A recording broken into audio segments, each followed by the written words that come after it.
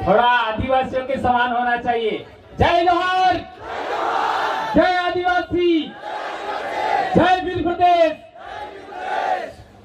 दोस्तों, आज राजस्थान से लगा करके महाराष्ट्र तक पूरा आदिवासी समुदाय का डीएनए लाखों वर्षों से हमारे खून में आज जिंदा है।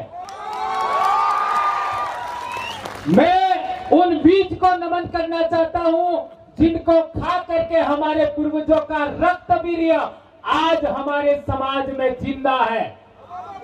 मैं सूर्य, चांद, चंद्रमा और इस धरती को नमन करता हूं, पेड़ पौधों को नमन करता हूं, जीव जंतुओं को नमन करता हूं, जिनको हमारे पूर्वज पूजा करते हैं, उनको नमन करके मैं अपनी बात शुरू करता हूं।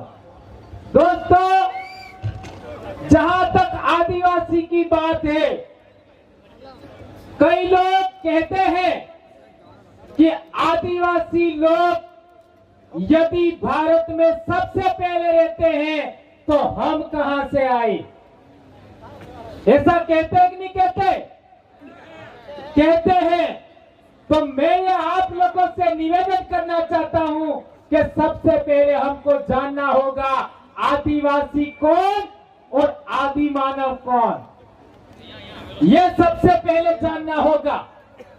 यदि हम लोग ये बात समझ गए तो हम लोगों को इस प्रश्न का हम बखूबी जवाब दे सकते हैं। इस धरती पर जितने भी इंसान हैं, वे सारे इंसान आदि मानव की संतान हैं, लेकिन सभी लोग भारत देश के आदिवासी नहीं है। यह बात हमको जानना होगा। भारत देश की धरती का बीज, भारत देश की मिट्टी का उपज, भारत देश का ही इंसान जो न भारत से कहीं बाहर से आया, न भारत से कहीं बाहर से गया, वो आदिवासी है। यह बात हमको जाननी होगी। हमारे देश में बहुत सारे इमिग्रेंट्स पीपल बाहर से आए हैं। ये बात मैं नहीं कह रहा। 5 जनवरी 2011 सुप्रीम कोर्ट के जजमेंट ने कहा, इज इट राइट? सही कहा कि गलत कहा? तो आज देश में एनआरसी हो रहा है, एनपीआर हो रहा है, और न जाने क्या क्या हो रहा है। यह आदिवासियों की पहचान के साथ खिलवाड़ है या फिर अच्छा है, यह भी हमको सोचने की आवश्यकता है। सोचने की आवश्यकता है या नहीं है? हमारी मूल पहचान 5 जनवरी 2011 सुप्रीम कोर्ट ने जजमेंट ने कहा कि आदिवासी समुदाय ही इस देश का इंडिजिनस समुदाय है, इस देश का नेटिव पीपल है, इस देश का अबोरिजिनल पीपल है, इस देश का आदिवासी है। तो आज तक भारत सरकार ने हमको आदिवासी क्यों नहीं कहा? हमको आज तक भारत सरकार ने एबोरिजिनल क्यों नहीं कहा, इंडिजिनस क्यों नहीं कहा? आज भी हमको जनजाति कहा जाता है, जबकि हमारे पूर्वज जयपाल सिंह मुंडा जो संविधान सभा में थे, उन्होंने क्या बोला था? आपसे जानना चाहूंगा मैं, क्या बोला था उन्होंने? क्या मांग किया था? हमको आदिवासी कहा जाए, और संविधान सभा ने हमको आदिवासी शब्द नहीं दिया। क्या दिया? अनुसूचित जनजाति। अनुसूचित जनजाति को अंग्रेजी में कहते हैं शेड्यूल्ड ट्राइब। शेड्यूल्ड का मतलब होता है सूची, ट्राइब का अर्थ क्या होता है बताइए? पढ़े लिखे लोग बताइए, ट्राइब का अर्थ क्या होता है? ट्राइब का अर्थ होता है गण, कबीला, समूह में रहने वाले लोग। जबकि हिंदी को क्या बताया? जनजाति कहा। यह हमारे साथ सबसे बड़ी गद्दारी है। इस देश में जनजाति का मतलब हम लोगों को जाति व्यवस्था में डाला, और जाति व्यवस्था में डालने के बाद हम वर्ण व्यवस्था में आते हैं। और एक बात ध्यान रखिए, आज दिन को आदिवासी धर्म की बात हुई। अभी मेरे भाई गोंडी धर्म वाले कह रहे थे समझ जाना, कर्मा नृत्य वाले कह रहे थे समझ जाना, अस्तित्व खतरे में है, और अगले ही नृत्य में उसका उल्टा हुआ। नहीं हुआ। ये खिचड़ी किसने किया? ये खिचड़ी हमने किया। ये गुजरात और राजस्थान वालों को डूब मरना चाहिए। सरेआम कहता हूं मैं, हमारे इलाके में तब जाकर के आज की तारीख में बहुत बड़ी क्रांति हो रही है। और आप लोगों से विशेष करके निवेदन करना चाहूंगा, मेरे भाइयों, यदि आदिवासियों की आजादी चाहिए तो आदिवासी लोगों को अपने नेताओं का संरक्षण का पावर भी हमारे हाथ में होना चाहिए।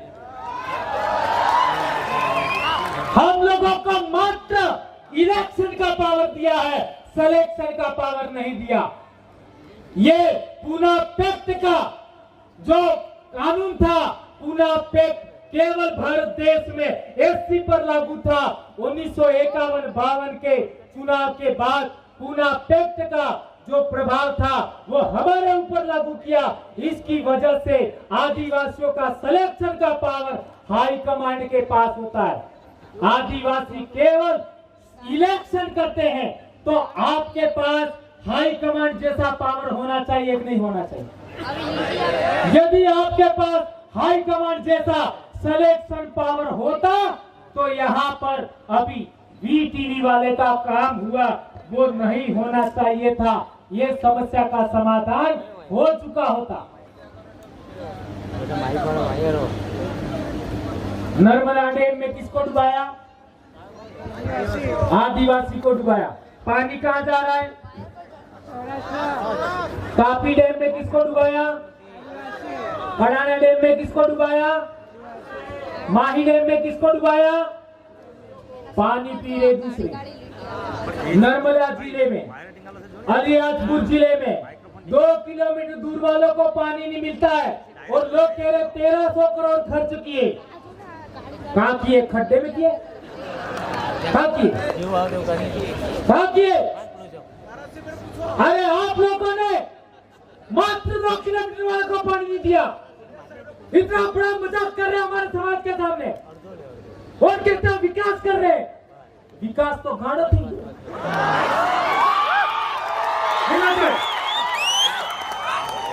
हमारे इलाके में 8-8 हजार करोड़ रुपया खर्च नहीं होता है। आपके इलाके में भी खर्च नहीं होता है, मध्य प्रदेश में खर्च नहीं होता है। आज एक नर्मदा का आदमी गांधीनगर की तरफ देखता है, आपका बड़वानी का आदमी भोपाल की तरफ देखता है, हमारे बांसवाड़ा डूंगरपुर का आदमी जयपुर की ओर देखता है। तो क्या 1896 में हमारे आदिवासियों का सेपरेट नक्शा था? महाराष्ट्र से लेकर के राजस्थान तक हम पूछना चाहते हैं, भीली इलाके को, भील सांस्कृतिक इलाके को क्यों बांटा? क्यों बांटा? ये एक होना चाहिए कि नहीं होना चाहिए? ये बंधन तोड़ना होगा। भीली बोली का सांस्कृतिक इलाका एक होना चाहिए। कौन कौन मानता है एक होना चाहिए? हाथ ऊंचा करिए। ये लाखों हाथ ऊंचा हो रहे, इसका मतलब है भीली सांस्कृतिक इलाका एक होना चाहिए। यदि गोंडी भाषा वाले लोगों का धर्म गोंडी है तो भीली भाषा वालों का धर्म क्या होना चाहिए? क्या होना चाहिए?